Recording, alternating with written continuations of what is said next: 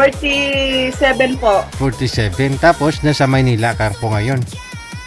Opo, dito po sa Santa Misa. Ano pong ginagawa mo Nagtatrabaho po, utility sa office. Dyan sa Santa Misa. Opo. Napatawag ko kayo, ma'am. Ano, wala kang asawa? Wala po. Bakit?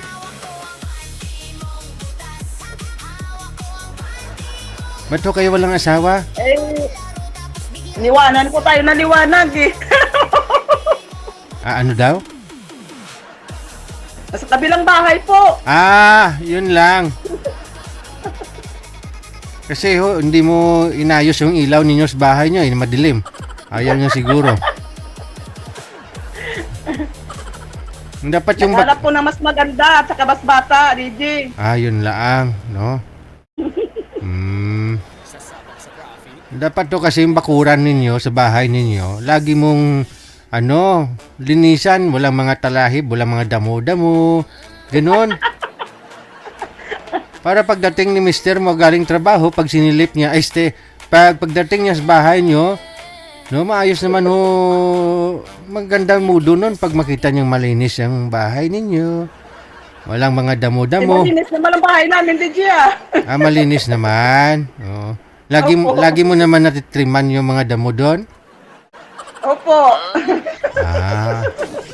Okay. So, ilang taon na ho siyang lumipat ng bahay? Matagal na po. Mga ilang dekada na? Malaki na yung anak ko eh. Mga na siguro, mga 10 years. 10 years na. So, ilang taon na ho bunsong anak mo ngayon? 16. Oh? Tapos panganay? 28. Meron na po akong apo, isa, babae. 3 buwan pa lang. 28. Ilang taon ka po ba nag-asawa? 20. 19. Yun lang. Okay. So, 10 years na rin po kayong walang asawa, nagka-boyfriend ka? Opo. Wala din po. Ay, kaluoy man. Bakit? Wala po kahit drawing. Bakit? Nagkatrabaho po. Para sa, sa pamilya, para sa anak. Pwede naman yan pagsabayin. Pwede naman yan. Kaya ngayon nga po, nag-try sa'yo eh. Akay mahanap na kaibigan po. Ano, Mabait. yan po talaga DJ, buhok mo? DJ, Yung buhok mo, ganyan po ba talaga yung buhok mo? Shortcut? Ganito talaga yung buhok ko. Maxi talaga. Bakit? Sawa na ko sa mahaba eh. Mainit, no? Ang init kasi, mas masarap yung maxi ang buhok. Ay. Oo. Sige. So, anong hanap mo sa isang lalaki? Gusto ko po yung mabait. Yung kasing edad ko lang. Mabait at kasing edad mo. Opo. 46? Ilang taon nga po kayo, ma'am, ulit? 47. 47. Okay. So, kasal po kayo? Hindi? Hindi po. Pwede. No? Single po. So, gusto mo papakasalan ka ho ng isang lalaki? Maranasan mong makapakasalan? Gusto ko sana DJ Apam. Ayan naman po pala. Alam mo namang walang afam dito sa programa natin.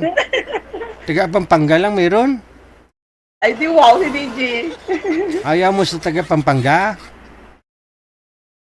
Kahit po saan, basta mayroong kaibigan po. Wala nang problema. Sa Pampanga kasi marami mga afam dyan.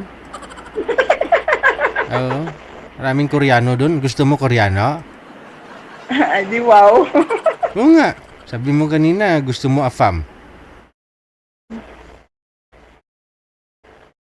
Kung ano pong kaloob sa atin, DJ. Pagkaloob sa akin, kamo hindi natin. Sa atin. Sa akin. Sa'yo, oo. Kasi sa atin, pati ako mamaya, bigyan mo pa ako ng afam. Sa akin po. Kasi depende kasi yan sa lahi, ma'am, no? May, kumbaga, pag Amerikano, medyo extra large yan, sabi. Ay abaw, ay abaw, aray. Ano. Kaya nga, tinatanong kita kung anong klaseng apam. Tinatanong kita kung anong klaseng apam ang gusto mo, Amerikano, kasi extra large daw yan.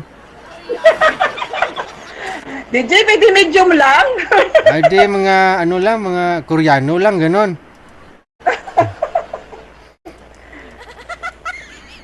Oo nga. Ikaw, kung ano pong gusto mo. Filipino lang, DJ, Sabi Para mo, may, lang, friend, may kausap-kausap lang yun ba, naman DJ? pala eh. Sabi mo kanina, apam ang gusto mo. May sumilip, may nakita o akong sumilip. Sino yan? Ay, kasama ko. Ah, Dalawa kasi kami dito, kasama ko. Babae din siya. oh. Ano po yun? Araw-araw kayo may nililinisan? Cleaners? Cleaners kayo sa mga kundo? Ano po, 5 palapag nililinis namin. Araw-araw ho yan? Opo, araw-araw. Grabe, no? Ano pong province mo? Antiki po. Ay, galit na daya. Oo, karay agad di ako. Agad, yung Nadagumuhin ang karay DJ. gremo, no? Daw sinanlag. Kasi nandiyan nga mais. Alright, sige. Standby lang po ha, naghahanap po kasi si manager ngayon ng AFAM. Sige po, DJ. Okay, dyan lang po muna kayo. Sige po. Thank you po, DJ.